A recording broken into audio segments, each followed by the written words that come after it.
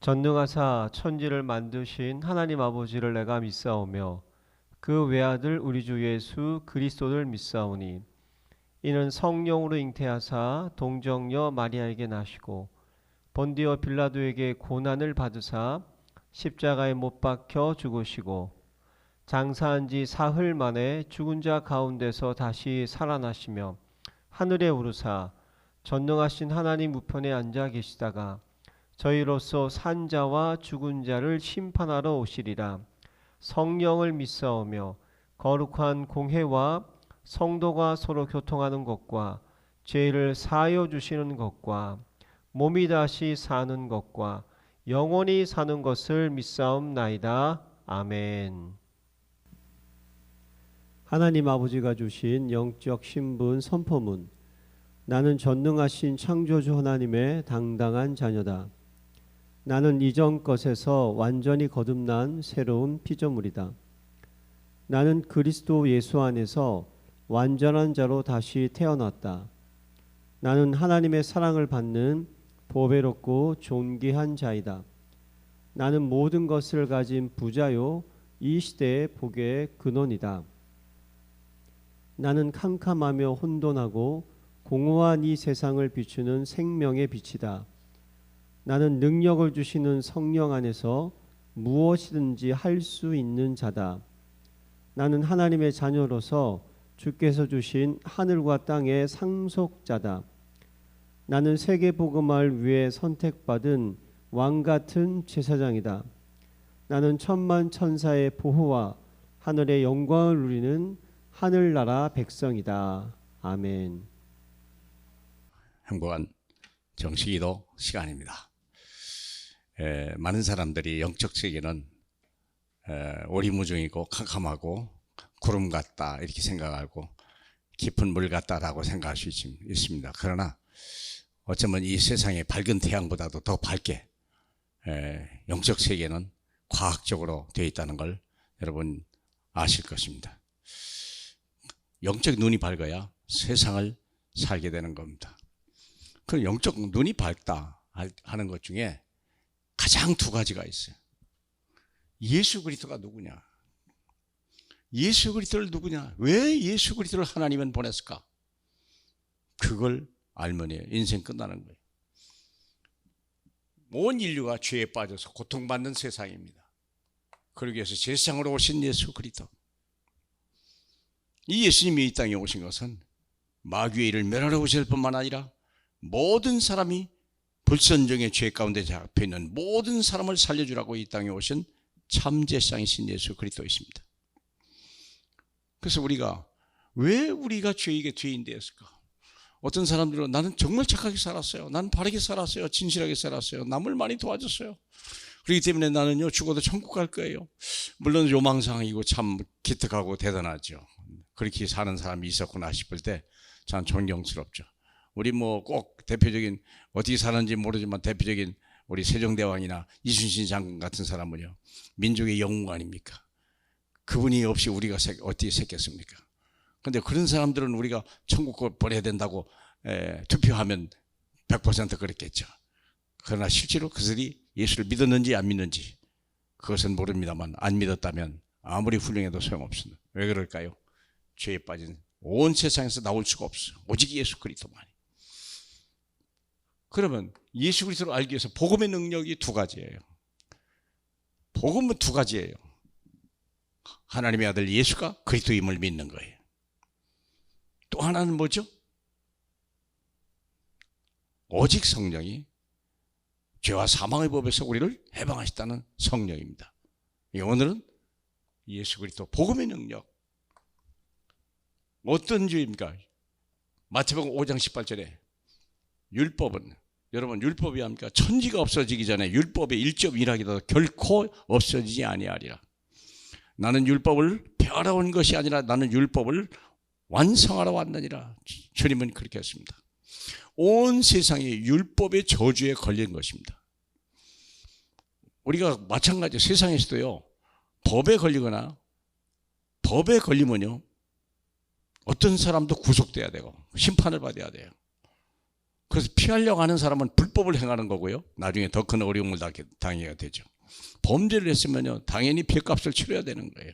그게 바로 정의로운 사회예요. 하나님의 나라는 정의롭습니다. 율법의 저주, 율법에 걸린 모든 사람들은 구원을 받아야 될 이유가 있습니다. 태어났습니까? 모든 사람은 율법의 저주에 걸렸습니다. 죄와 사망의 법에 걸렸다는 거예요.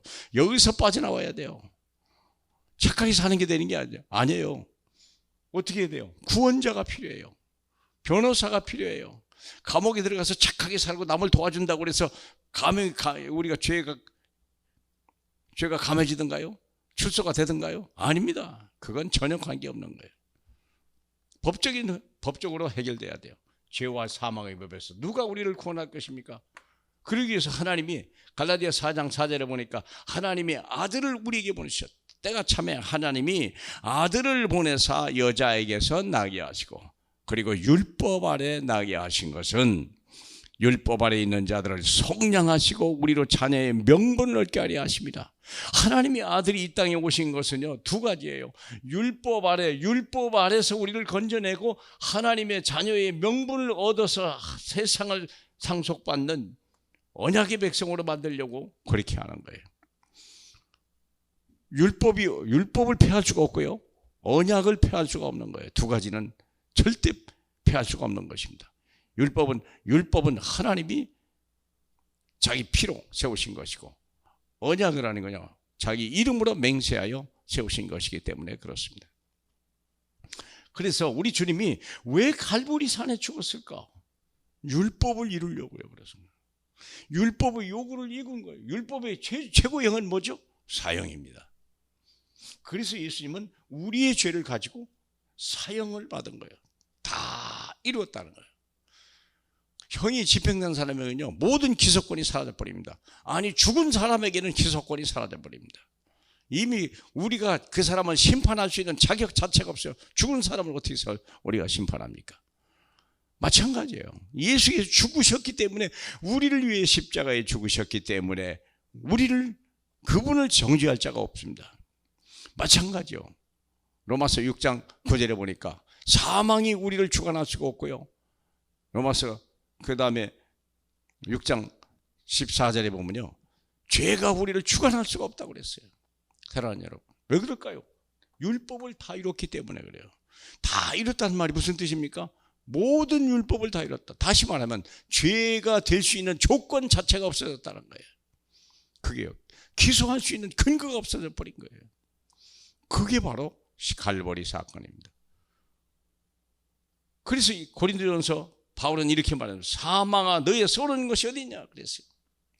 사망이 쏘는 것, 사망아, 너의 승리가 어디 있느냐, 사망아, 네가 쏘는 것이 어디 있느냐.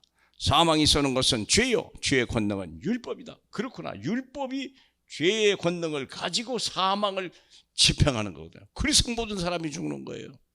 그런데요, 이 율법을